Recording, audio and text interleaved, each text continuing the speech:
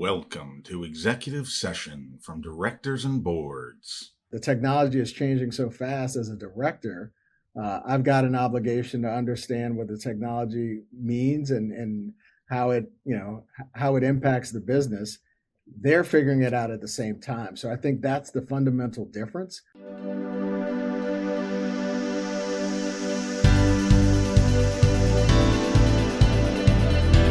Hello and welcome to Executive Session, the official podcast of Directors and Boards. I'm Bill Hayes, Editor-in-Chief of Directors and Boards. We just heard from Ed Magee, Director of WD-40 Company, on AI governance. In this episode of Executive Session, we'll also explore board composition in a volatile environment with Tanuja Dehne and board structure with Renee Hornbaker.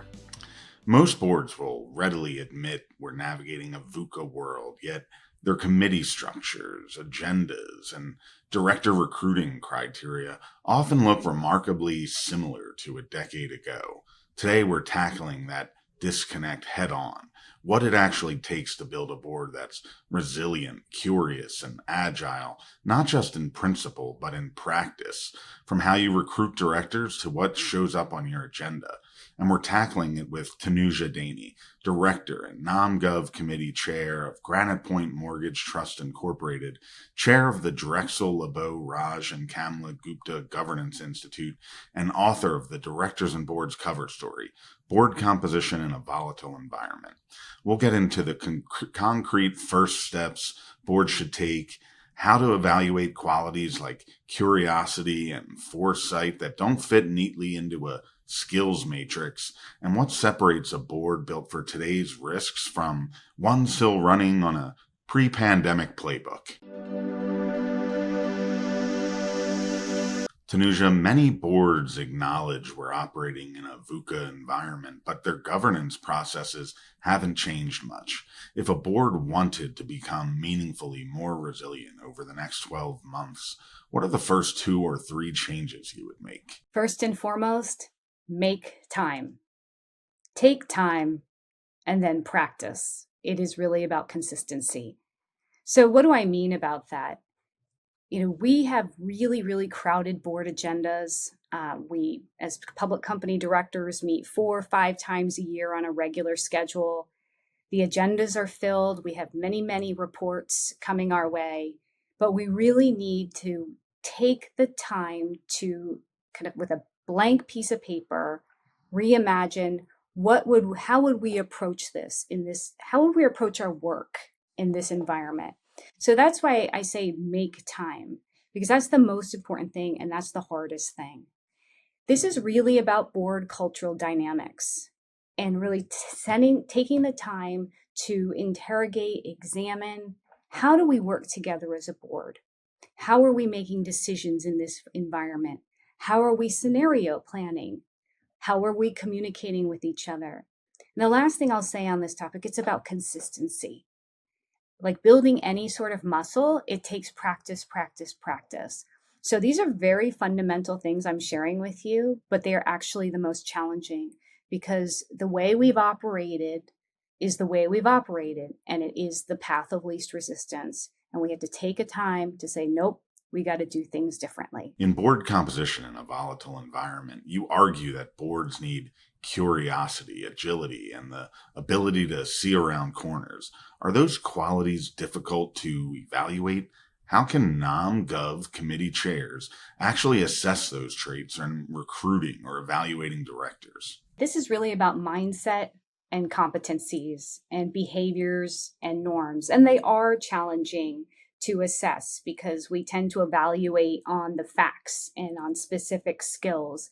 But what we're really looking for when we're building resilient boards is not only the skills that bring us to the table, but the will and the mindset to effectuate change. So ways to really go deep and to unpack whether an existing director or a potential new director has those behaviors and those attributes, those competencies, is to really probe deeply about, for example, in recent years, how has that individual led through and navigated through VUCA and the workforce and the workplace dynamics? seeing around the corners is really about the willingness and the ability to scenario plan and to take the time to imagine multiple futures and going in with a mindset that there's a lot I know and there's a lot I don't know. And it's in that place of I don't know that we may be able to thrive in these crises. And the last thing I would also say is that, board members, we have to be lifelong learners. We have to be curious. And that also is going to build and a consistency, our agility. But what courses are we taking? Are we taking the time? Is there a culture on the board where we have consistent director education?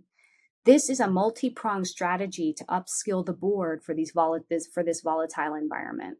You warn against relying too heavily on the traditional pathways into the boardroom, CEOs, CFOs, experienced directors. How should boards balance the need for proven governance experience with the need for new perspectives, digital expertise, and proximity to emerging risks? You said it right there. The key word is balance. This is balancing those skills, those key operational skills of CEO and CFO, that key experience of governance expertise and experience, balancing that wisdom and that operational experience with also this recency of experience and the relevance of leadership. If we're only thinking about CEOs and CFOs, we're missing a wide swath of operational and organizational experience that is needed in the boardroom today. For example, chief marketing officers, human resources professionals, digital and cyber, CISOs, for example. And my argument is really about both and. So you have a balanced strategic asset board.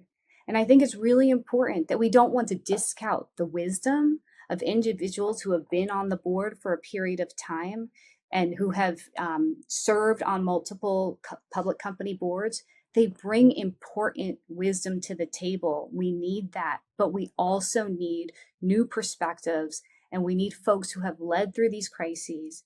We have 5 generations in the workforce. We need to be addressing that very thoughtfully with understanding. And again, I'm going to keep going back to this with an open mind and a culture that's embracing a lot of differences so we can imagine many futures so our organizations thrive.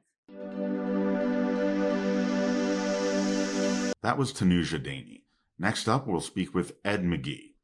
AI is moving fast into the financial reporting and accounting workflows audit committees are supposed to oversee, but for many boards, governance so far has been a reassuring management update rather than real scrutiny. Today, we're digging into what genuine oversight looks like, what directors should expect management to demonstrate about how AI-driven decisions get made and documented, how accountability shifts as these systems grow more autonomous, and which controls audit committees should prioritize first. With Ed Magee, director of WD-40 Company, we'll also cover the harder question, how directors can tell the difference between AI governance that's substantive and AI governance that's just checking a box. Ed, as companies increasingly use AI in financial reporting, accounting, and other critical workflows, what should directors expect management to be able to demonstrate about how AI-driven decisions are made, reviewed, and documented? Yeah, so I think I'll start off with, just very, just some of the ways to think about this. And I think you've got to understand what systems are touching your data. I think you've got to understand where is the human in the loop. And then the third thing is there a kill switch to turn it off if I don't like the outcome that's happening? So I think the broader question is really, are boards understanding the technology at the same rate that the technology is defining itself and defining what management is doing? And how are they working together with the management teams to make sure that the learning is happening, in a way where the boards can provide oversight, can really deliver on their fiduciary duties. And it's a challenge these days. I think I'll speak to my own experience with cybersecurity. As we started digging into cybersecurity, I was one of the board members that started leaning into, what does good governance look like? And in that case, I was learning from the management team, specifically the CIO. And, I would say I was a bit of a pain in the bottom for him for a while there because I was having to learn while they were actually doing the work. What's been interesting and different with AI is we're all learning simultaneously. And the technology is changing so fast as a director. I've got an obligation to understand what the technology means and how it impacts the business. They're figuring it out at the same time. So I think that's the fundamental difference. The board is providing oversight and learning simultaneously with the management team. So that framing is just fundamentally different these days. Boards ultimately remain accountable for the integrity of the company's financial reporting. As AI systems become more autonomous, how should directors think differently about oversight, controls, and accountability? I think we always go back to what questions are board members asking, and you go to an event, and it's like, you need to ask these questions. I don't think that's the right framing for this right now. I think boards have an obligation to learn and understand the technology. The management teams have an obligation to understand the technology. You can't provide oversight to things that you don't understand. And if I ask a good question, my responsibility is to understand, am I getting a good answer? And that's where the education piece, especially for the technology as disruptive as AI. One of the boards that I'm on, the board chair actually just took one of the NACD courses that came out on AI in conjunction with Carnegie Mellon. And it's a certification that, the board chair is taking. And, in a recent meeting, we had a conversation. We need our board members to really invest in education around some of these topics, because asking the question is half of your fiduciary duty. Understanding what a good answer is the more important piece. And with the new and disruptive technology where, every Friday you're teaching history, you've got to invest in education with the management team at a rate that I don't think I've seen in my career. If an audit committee wanted to strengthen its oversight of AI over the next year, what are the 2 or 3 most important governance practices or controls it should focus on first? Recently wrote an article about exactly this topic. And with audits specifically, board members sign off on those financial statements. So one of the core thought processes is anytime AI touches anything that is going to be influenced or impacted on your ledger, you've got to understand what that AI is doing. You've got to understand where the human is in the loop, either certifying or checking the work. And, we talked about it a little bit earlier, that there may be a kill switch that you have to contemplate. So from an audit standpoint, obviously, the focus is on enterprise risk management and all the systems and processes. You've got suppliers who have AI that might be touching your data. Your auditor has AI that's touching your data. And, as we started to delve into some of these conversations, you need to understand which model is actually touching it, who owns it. So your management team has to do the work of really auditing all the AI systems that are touching your, touching your systems, which is absolutely critical. You've got to understand, is there a human in the loop? Where does that happen? How are things getting signed off? Because again, if it's rolling back into the ledger, such that it's going to impact your financial statements, those are the types of questions that we have to ask. And again, what I found is the management team is learning some of these lessons at the same rate as the board is. So you can't wait for board meetings to have some of these conversations. There's got to be a lot more discussion, around what's happening, how it's happening, what the oversight is even looking like in between the meetings. And again, this is at a rate that I just hadn't seen in my career at all yet. That was Ed Magee. Next, we'll talk with Renee Hornbaker. Board organization can feel like plumbing, invisible when it works, impossible to ignore when it doesn't. But the way a board structures its committees, meetings, and information flow often determines whether it's actually shaping strategy or just reacting to it. With our final guest, Renee Hornbaker, Director and Finance Committee Chair of Eastman Chemical Company, we're asking what proper organization really means, which structural elements matter most, how boards should rethink committee design and oversight models as risks like AI, cybersecurity, and activism evolve, and what the warning signs look like when a board has become too fragmented or too compliance focused to see the big picture. Renee, why is proper organization so important for a board? Well, Bill, I think we've all been in meetings that take too long. Nobody's sure what the purpose of the meeting is. You don't get to the important topics. Decisions aren't made that are supposed to be made. And so good organization helps overcome all that. And first of all, it's respect for the people's time. On a board, you've got an experienced group of leaders, successful people that bring their experience and their judgment to the company. And you need to be respectful of their time. And so when materials arrive too late or they're too dense, I mean, you get a 355-page deck the day before a meeting is not practical for directors to really study the materials and then think about it and digest and formulate their questions. So it just is important to have good materials. And then also, you don't want the important items on the agenda overlooked because you run out of time.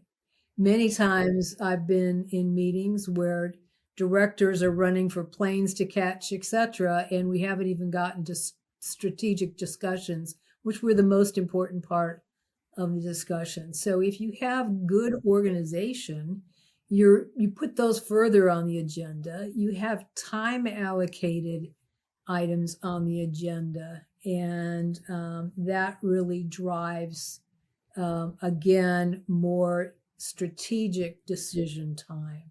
If you're not pressed for time, then you can have the discussions and the strategy and really think about the future of the company and weigh in with your inputs.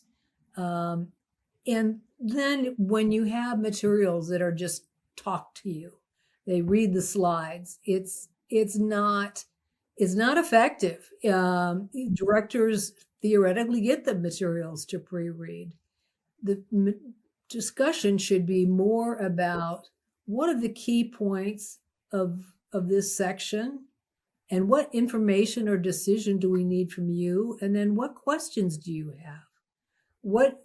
And it really fosters more strategic thinking on the part of management and boards to have time for that white space of discussion instead of, as we've all seen, death by PowerPoint. And so fewer slides are better, and that helps. In addition, good organization can help ensure that everyone has a voice. If you're pressed for time, again, or you're not structured, one or two people can dominate a conversation, and it may not be the right answer, but they're dominating the conversation. And what you want to do is prevent groupthink. And that happens, again, when you don't have really structured conversations. What elements of board organization, committee design, meeting cadence, leadership roles most often determine whether a board operates strategically rather than reactively? Yeah, they're all important.